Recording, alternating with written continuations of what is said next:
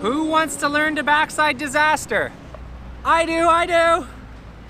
So first off, what's a backside disaster?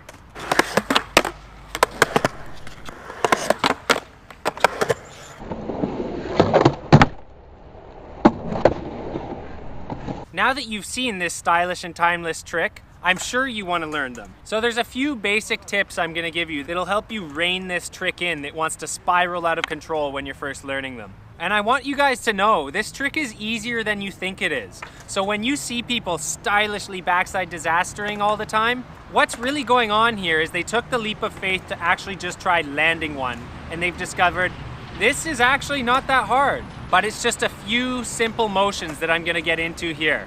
First off, I want to note that people who skate primarily street struggle with this trick because when people who skate only street try to do transition tricks, they ollie into everything, which looks kind of hilarious because they're like, big ollie! And so a backside disaster doesn't involve any ollie. It has a similar motion, but it's about the same as riding over a sidewalk crack, bump, only turning backside at the same time.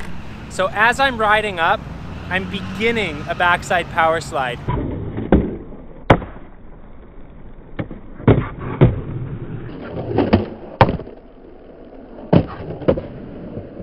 So the motion goes, ride up, you do a semi backside ollie, and you land back into here.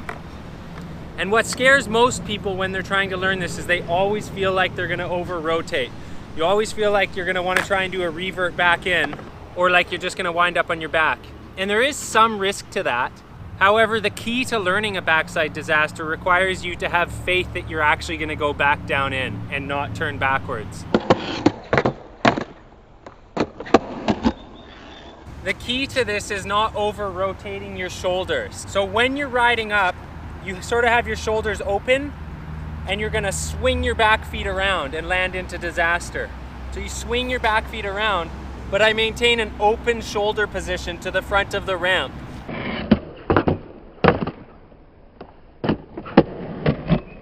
If I follow through with my shoulders, then yes, there is the risk of clipping back onto your head. So it's all about following through with your feet and not following through with your shoulders. Just a quick interruption to the video.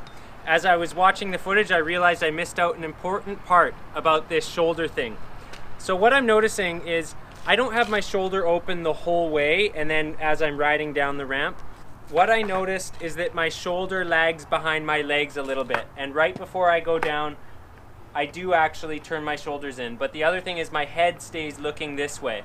So my head is the one that maintains looking down the ramp. But my shoulders follow behind my legs. Anyways, back to that day, I just wanted to put this information in there as well.